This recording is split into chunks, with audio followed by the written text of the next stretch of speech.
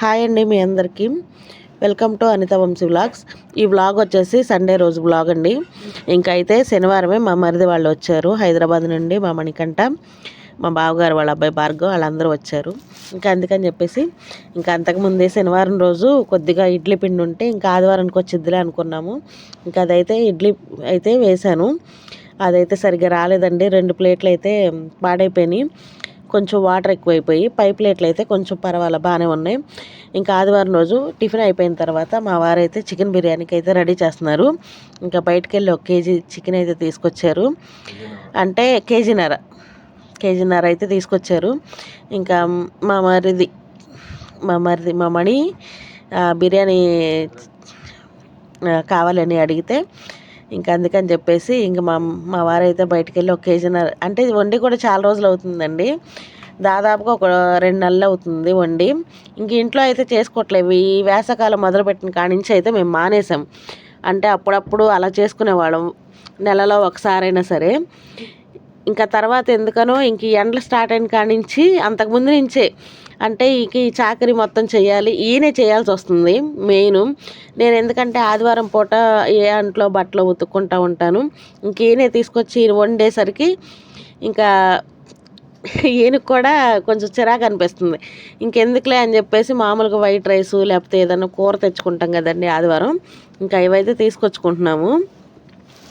ఇంకా సరే, ఇంకా అంటే మామూలుగా ఇలా ఫోన్లో పెడతాం కదా, ఇంకా అది చూసి ఇంకా మా వాళ్ళే ఇంకా చికెన్ బిర్యానీ చెయ్యండి అని అంటే ఇంకా అప్పుడైతే చేశారనమాట. చాలా రోజులు అవుతుంది. చాలా రోజుల తర్వాత చేసినా కానీ బాగుంది. ముందుగా మ్యారినేట్ చేసేసుకున్నారు. ఇంకా ఈ లోపల నేను బయట పని కూడా చేసుకుంటున్నాను, అంట్లు బట్టలు. ఇంకెప్పుడు ఆదివారం వస్తే చాలండి, ఇంకా నేనైతే ఆ పని మీదే ఉంటాను, అంట్లు బట్టల పని మీదే. ఇంకా మా వాళ్ళైతే ఇంక ఇవన్నీ రెడీ చేసుకొని అల్లం వెల్లిపాయ పేస్టు, ఉల్లిపాయ పేస్టు, టమాటాల పేస్టు ఇవన్నీ రెడీ చేసుకొని చికెన్లో కొంచెం ఉప్పు కారం కొంచెం పెరుగేసి మ్యారినేట్ అలా చేసుకొని అయితే ఇవన్నీ రెడీ చేసుకుంటున్నారు. ఇంకా ఆ రోజు చాలా హడావుడి అయిపోయింది. అంటే ఇడ్లీ పిండి కూడా ఒక రేకు పోయింది కదండి. ఇంకా మళ్ళీ మా భార్గవ్ అయితే మళ్ళీ మా చిన్నోడు తీసుకుని వెళ్ళి మళ్ళీ టిఫిన్ అయితే తీసుకొచ్చారు. మధ్యలో నేను వచ్చి తింటున్నాను అనమాట.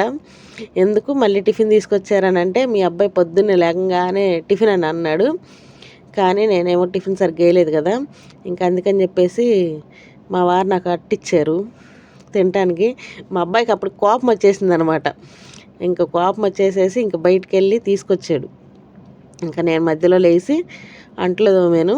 ఇంకా లేచి బయటకు వచ్చి మళ్ళీ మా వారు పిలిస్తే ఒక ప్లేటు, అప్పటికే 11:30 ఆ టైం అయిపోతుందండి. అసలు ఎండ అయితే మామూలుగా లేదు, బీభత్సంగా ఉంది. నువ్వు తిన్నావా లేదని మా వారిని అడుగుతున్నాను.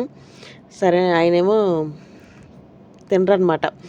ఎప్పుడన్నా ఇంకా డైరెక్ట్గా అన్నమే తినేస్తారు. అది ఎప్పుడు ఆయన వండి చేసేసరికి 2-3 ఎంత అయిందండి టైము. ఇంకా 2 కాదు, 1 గంట అయిపోయినట్టుంది. ఇవి రెడీ చేసుకునే లోపలే నాకు డ్వాక్రా పని అయితే పడింది. నేను మెసేజ్ అయితే చూడలేదు. శనివారమే మెసేజ్ వచ్చింది. సరే, తెల్లారు కదా వెళ్ళేదని చెప్పేసి నేను అశ్రద్ధ చేశాను. నా పని అంతా అయిపోయేసరికి మళ్ళీ ఫోన్ అయితే తీసుకొని చూసేసరికి ఆ మెసేజ్ అయితే కనిపించింది. మళ్ళీ వంట అంతా చేసుకొని మళ్ళీ మా ఊరైతే బయలుదేరాం మా వారు నేను. ఈ చికెన్ బిర్యానీ మాత్రం సూపర్ అంటే సూపర్ వచ్చిందండి. ఇదంతా మ్యారినేట్ చేసుకొని ఇవి ఆకులు ఇవి కూడా లేవు, ఇవి కూడా తీసుకొచ్చారనమాట మళ్ళీ తర్వాత వెళ్ళి బిర్యానీలోకి సంబంధించిన ఇవన్నీని. చాలా బాగా వచ్చిందండి బిర్యానీ మాత్రం. ఏంటో అంటే ఎప్పుడన్నా అంటే రెగ్యులర్గా చేసుకుని మళ్ళీ ఆపేసి మళ్ళీ ఎప్పుడుకో చేసుకుంటాం కదా, అందుకని చెప్పేసి ఇది కూడా బాగా వచ్చింది. మా వారైతే 1-2 సార్లు చూసారండి, నన్ను అడిగారు. అది నేను చెప్పే విధానం మరి అంటే వాళ్ళకి కొంచెం త్వరగా ఎక్కదు కాబట్టి ఫోన్లో చూసి నేర్చుకున్నారనమాట ఈయన. నేను ఎప్పుడైనా ఫ్రాన్స్ బిర్యానీ చేయమన్నా కానీ ఇదే ప్రాసెస్లో చేస్తారు, కొంచెం ఈజీగా ఉంటుంది. ఇది కొంచెం ముందుగానే కూర రెడీ చేసేసుకొని తర్వాత పక్క గిన్నెలో ఈ తాలింపులు కాదండి, బిర్యానీకి సంబంధించినవి అన్నీ వేసేసి అల్లం వెల్లిపాయ పేస్ట్ వేసి కొంచెం వాటర్ పోసి అవి కొంచెం మరిగిన తర్వాత కొంచెం రైస్ అది వేయాలండి. ఇది చూసారు, ఇక్కడ కూర అయితే రెడీ అయిపోయింది. ముందు కూర రెడీ చేశాకే పక్కన గిన్నె పెట్టుకొని ఆ వాటర్ అయితే ఎసరు మరిగించుకోవాలి. ఆ వాటర్ మరిగించిన దానిలోనే కొంచెం పుదీనా, కొత్తిమీర, పచ్చిమిర్చి అవన్నీ వేయాలి. నేనైతే ఇట్లాంటి బిర్యానీల్లో ఇప్పుడైతే ఫస్ట్లో నేను చేసేదాన్నండి. తర్వాత ఈయన నేర్చుకున్న కాడి నుంచి ఈయనే చేస్తున్నారు. చాలా వరకు నేను అసలు చేయటం మానేశాను బిర్యానీ అనేది. ఆ వాటర్ మరిగిన తర్వాత రైస్ అయితే వేయాలి. మేము ఎప్పుడు నార్మల్ రైస్తోనే చేసుకుంటాం, ఎప్పుడైనా బాస్మతి రైస్తో చేస్తాను. అంటే ఇంట్లో ఉన్న రైస్తోనే చేసామన్నమాట ఈసారి కూడాని. రైస్ అయితే వేసి అది కొంచెం పొలుగ్గా ఉంటుంది కదండి.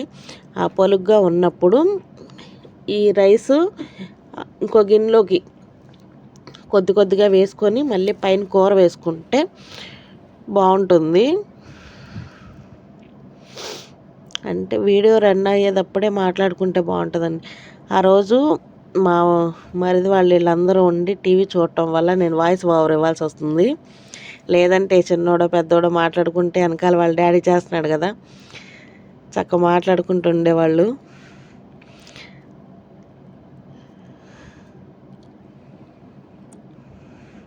అది మొత్తం అయిపోయిన తర్వాత ఇంకో గిన్నెలో రైస్ అయితే తీసేసి పక్కన వేసుకోవాలండి.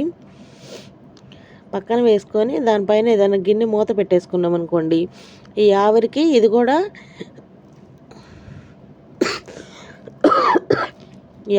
కూడా మగ్గిపోద్ది అనమాట. రైస్ ఏమన్నా పలుకున్నా కానీ మగ్గిపోద్ది.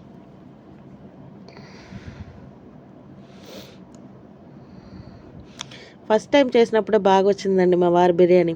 ఇదే ప్రాసెస్లో ఫ్రాన్స్ బిర్యానీ కూడా చేసేవాళ్ళు. చాలా అంటే చాలా బాగా వచ్చింది.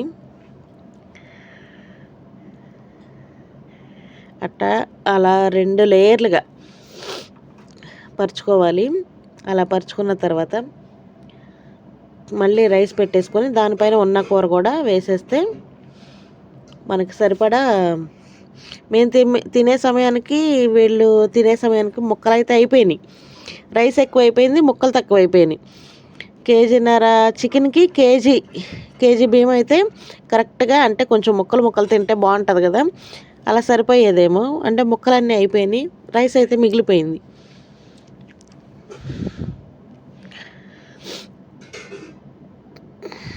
ఆదివారం అయితే ఇలా గడిచి